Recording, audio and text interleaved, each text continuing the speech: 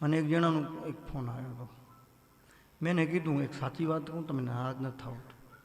શું? મેં જન્મ ને મૃત્યુ તો તમારું બી નથી, પણ તમે ન સ્વીકારો એમાં અમે શું કરીએ?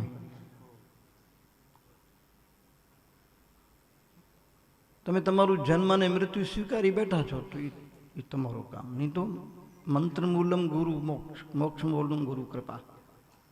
મંત્ર મૂલમ ગુરુ વાક્યમ, મોક્ષ મૂલમ ગુરુ કૃપા.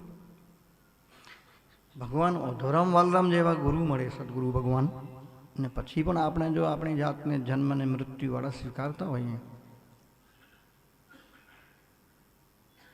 તો એ આપણું સદભાગ્ય તો ન જ કહેવાય, બીજું નથી કહેતો. નબળો શબ્દ નથી વાપરતો હું. આપણે આમ તો બધા જ નિત્ય મુક્ત છીએ.